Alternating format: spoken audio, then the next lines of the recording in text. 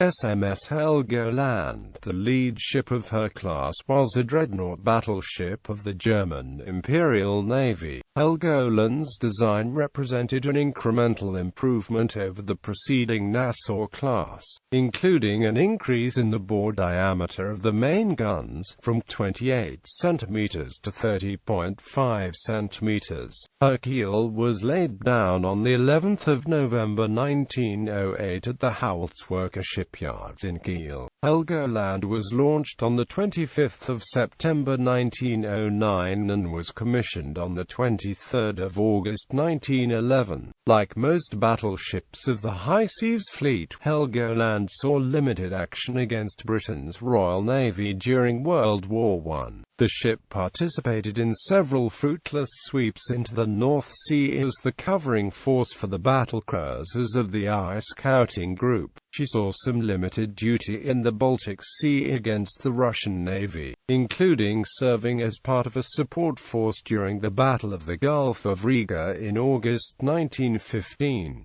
Helgoland was present at the Battle of Jutland on the 31st of May to the 1st of June 1916. Though she was located in the center of the German line of battle and not as heavily engaged as the König and Kaiser-class ships in the Lee, Helgoland was ceded to Great Britain at the end of the war and broken up for scrap in the early 1920s. Her coat of arms is preserved in the Military History Museum of the Bundeswehr in Dresden. Construction. Helgoland was ordered by the German Imperial Navy under the provisional name Ersatz Siegfried, as a replacement for the old coastal defense ship Siegfried. The contract for the ship was awarded to Howaldtswerke in Kiel under construction number 500. Work began on the 24th of December 1908 with the laying of her keel, and the ship was launched less than a year later, on the 25th of September 1909. Fitting out, including completion of the superstructure and the installation of armament, lasted until August 1911.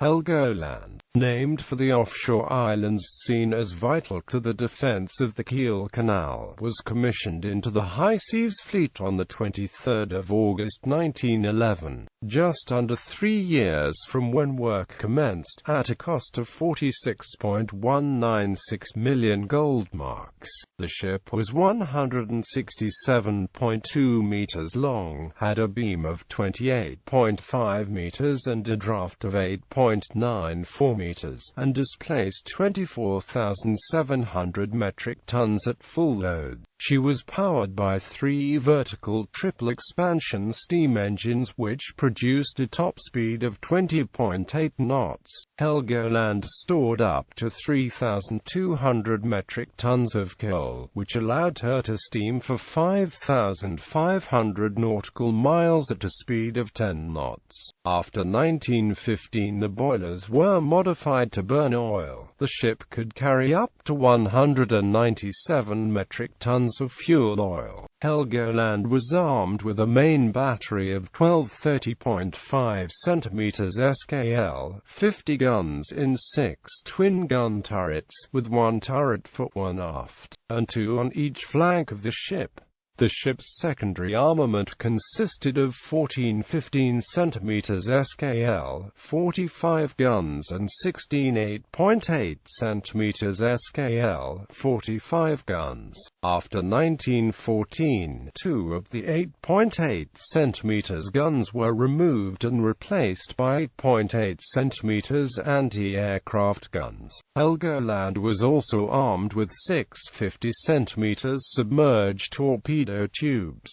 Service history. Upon commissioning, Helgoland replaced the pre-dreadnought Hanover in the Air Battle Squadron. On the 9th of February 1912, Helgoland's crew beat the German record for loading coal, taking 1,100 tons of coal on board in 2 hours. The record was previously held by the crew of the Nassau-class battleship Posen. Kaiser Wilhelm II congratulated the crew through a cabinet order. In March, fleet training maneuvers were conducted in the North Sea, followed by another round of exercises exercises in November. The fleet also trained in the Skagerrak and Kattegat during the November exercises. The next year followed a similar training pattern, though a summer cruise to Norway was instituted. 1914 Summer training cruise. On the 10th of July 1914, Helgoland left the Jade Estuary to take part in the annual summer training cruise to Norway. The fleet, along with several German U-boats, assembled at Skagen on the 12th of July to practice torpedo boat attacks,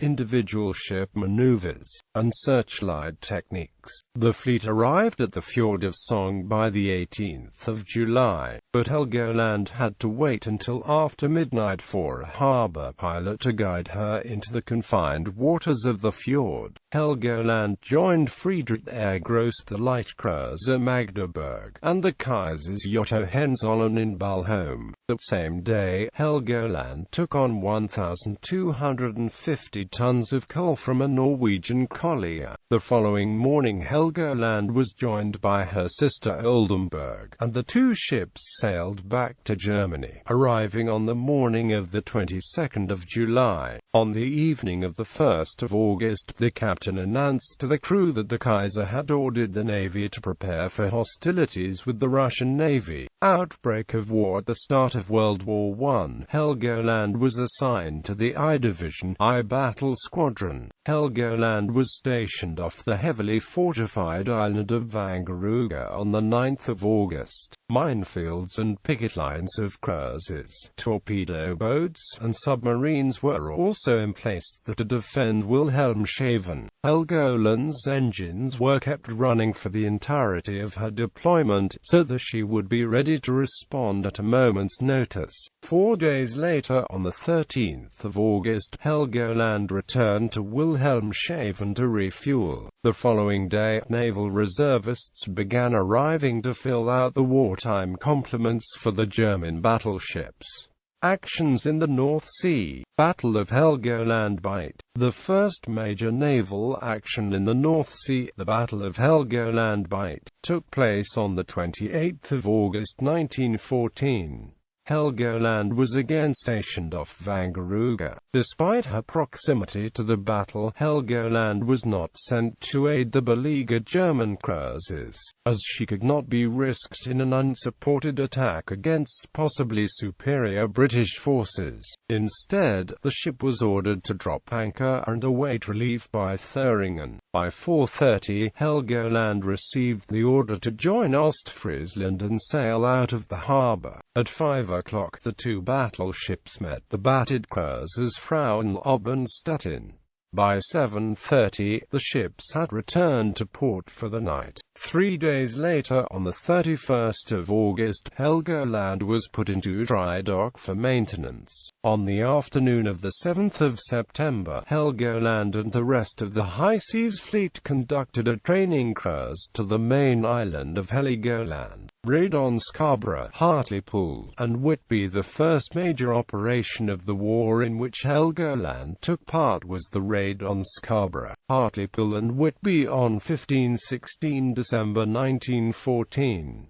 The raid was conducted by the battlecruisers of the I Scouting Group. Helgoland and the other dreadnoughts of the High Seas Fleet steamed in distant support of Franz von Hitler's battlecruisers. Friedrich von Ingenel, the commander of the High Seas Fleet, decided to take up station in the middle of the North Sea, about 130 miles east of Scarborough. The Royal Navy, which had recently received the German code books captured from the beached cruiser Magdeburg, was aware that an operation was taking place but was not sure where the Germans would strike. Therefore, the Admiralty ordered David Beatty's 1st Battle Cruiser Squadron, the 6 battleships of the 2nd Battle Squadron, and several cruisers and destroyers to intercept their German battle cruisers. However, Beatty's task force nearly ran headlong into the entire High Seas Fleet. At 6:20, Beatty's destroyer screen came into contact with the German torpedo boat SMS V-155. This began a confused, 2-hour battle between the British destroyers and the German cruiser and destroyer screen, often at very close range. At the time of the first encounter, the Helgoland-class battleships were less than 10 nautical miles away from the 6 British dreadnoughts. This was nearly within firing range, but in the darkness, neither British nor German admirals were aware of the composition of their opponents' fleets. Admiral Ingeniel, aware of the Kaiser's order not to risk the battle fleet without his express approval, concluded that his forces were engaging the screen of the entire Grand Fleet, and so, 10 minutes after the first contact, he ordered a turn to the southeast. Continued attacks delayed the turn, but by 6:42, it had been carried out. For about 40 minutes the two fleets were steaming on a parallel course. At 7:20, Ingeniel ordered a further turn to port, which put his ships on a course for the safety of German bases. Training in Kiel. On the 17th of January, Ingeniel ordered Helgoland to go back to the docks for more maintenance, but she did not enter the dry dock until 3 days later, owing to difficulties getting through the canal locks. By the middle of the month, Helgoland left dock. Her berth was then filled by the armored cruiser SMS Rune. On the 10th of February, Helgoland and the rest of the 1 squadron sailed out of Wilhelmshaven towards Cuxhaven, but heavy fog impeded movement for 2 days. The ships then anchored off Brunsbüttel before proceeding through the Kiel Canal to Kiel. The crews conducted gunnery training with the main and secondary guns and torpedo firing practice on the 1st of March. The following night the crews conducted night fighting training.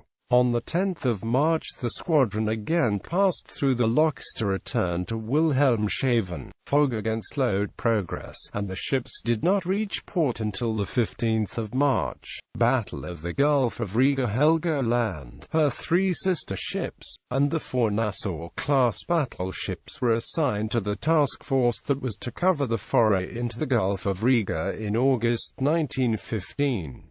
The German flotilla, which was under the command of Vice Admiral Franz von Hipper, also included the battle cruisers von der Tann, Moltke, and Seydlitz, several light cruisers, 32 destroyers and 13 minesweepers. The plan called for channels in Russian minefields to be swept so that the Russian naval presence, which included the pre-dreadnought battleship Slava, could be eliminated. The Germans would then lay minefields of their own to prevent Russian ships from returning to the Gulf. Helgoland and the majority of the other big ships of the High Seas Fleet remained outside the Gulf for the entirety of the operation. The dreadnoughts Nassau and Posen were detached on the 16th of August to escort the minesweepers and to destroy Slava, though they failed to sink the old battleship. After 3 days, the Russian minefields had been cleared, and the flotilla entered the Gulf on the 19th of August. But reports of Allied submarines in the area prompted a German withdrawal from the Gulf the following day. Battle of Jutland. Under the command of Captain von Kamaki, Helgoland fought at the Battle of Jutland, alongside her sister ships in the I Battle Squadron. For the majority of the battle, the I Battle Squadron formed the center of the line of battle, behind Rear Admiral Benke's 3 Battle Squadron, and followed by Rear Admiral Move's elderly pre-dreadnoughts of the 2 Battle Squadron. Helgoland and her sisters first entered direct combat shortly after 1800.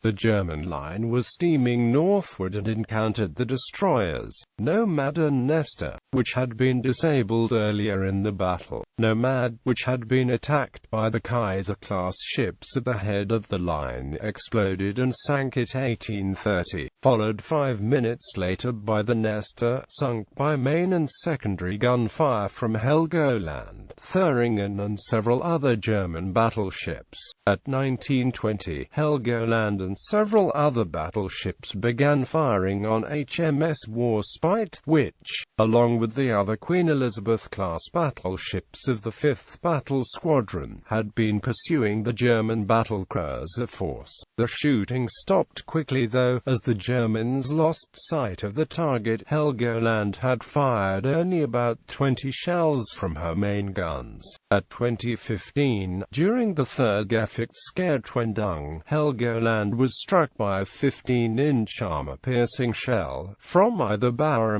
Valiant in the forward part of the ship.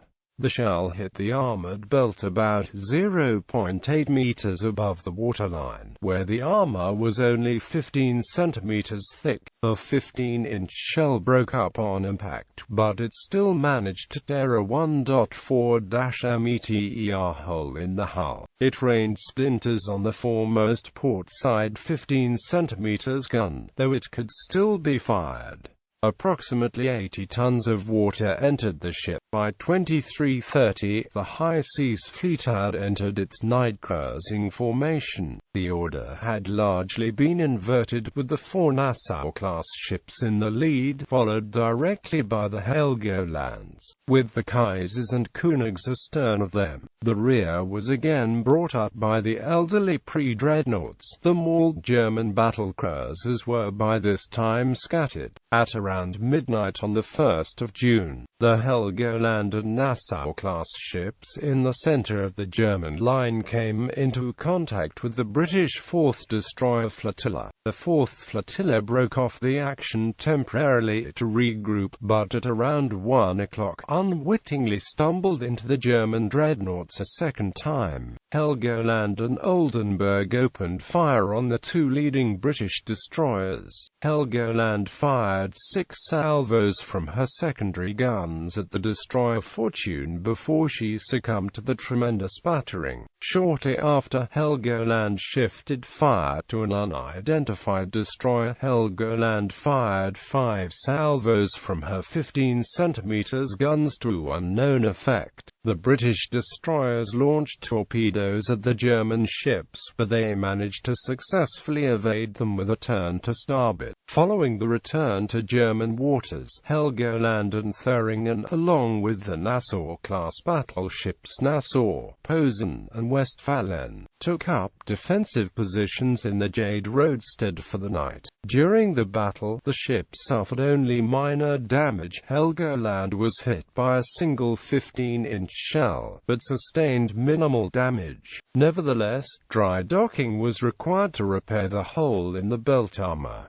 Work was completed by the 16th of June. In the course of the battle, Helgoland had fired 63 main battery shells, and 61 rounds from her 15 centimeters guns.